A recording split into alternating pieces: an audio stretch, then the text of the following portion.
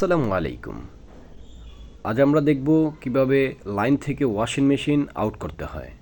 আমরা দেখে নিলাম পানি আছে কি না, পানি সব ক্লিন করা হয়েছে। এখন আমরা খুলব। এখন আমরা ট্যাপ থেকে লাইনটা আলাদা করব। কিন্তু কি হলো, লাইন আউট করতে গেলাম, চাবি অফ করতে গেলাম, দেখি চাবিই ঘুরে না। বুঝতে পারলাম ট্যাপটা নষ্ট হয়ে গিয়েছে। এখন আমাদের বিকল্প পদ্ধতি দেখতে হবে। তাই আমরা এখন ফল ছাদের উপরে উঠে লাইনটা মেন লাইনটা অফ করে দিব। দেখি, ও এ কি, যত সহজে তা হবে ভাবছিলাম অত সহজ তো নয়। এখন দেখি ফল ছাদে এত জিনিস রাখা। এর মাঝেই চোখে পড়ে গেল একটি কোরআন শরীফ, কিন্তু আসলে তো এটা কোরআন শরীফ নয়, এটা হলো 90 শতকের দিকে ব্যবহার করা রেকর্ডিং ট্যাবের ক্যাসেট।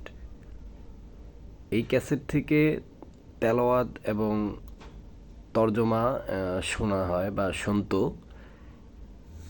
এখন এগুলো দেখে তো আমরা খুবই আশ্চর্য হলাম, এত আগের জিনিস। যাই হোক, আমরা নতুন একটা জিনিস দেখে ভাল লাগলো। এটার সব দিক দিয়ে দেখলাম, খুললাম না, কাস্টমারের জিনিস রেখে দিলাম।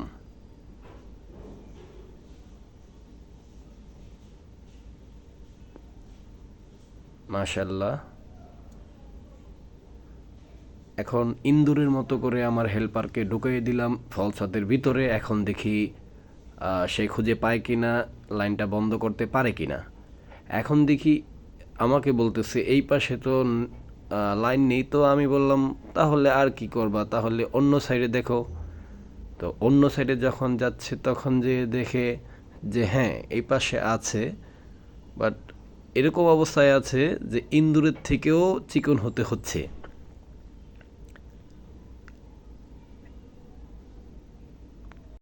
অবশেষে বন্ধ করতে পারলো। এখন আমরা খোলা শুরু করলাম পাইপটা, ইনপুট পাইপ। এটা খোলার পরে আমরা ওয়াশিং মেশিনটাকে আউট করে ফেলতে পারবো। খোলা শেষ হয়ে গেল। এখন দেখছি এটাকে ব্লক করে রাখা যায় কিভাবে। তো এটা এখানে অ্যাঙ্গেল স্টপ লাগানো আছে, তাই আমরা বন্ড প্লাগটা লাগাইতে পারছি না। এখন আমরা নতুন করে সিস্টেম করতে হবে। তাই এখানে আমরা একটা টি এনে টিটা যুক্ত করব। টি যুক্ত করার পরে উপরে আমরা বন্ড প্লাগটা লাগাই দেব। তাহলে আমরা সহজেই ফিল্টারেও লাইনটা দিতে পারবো।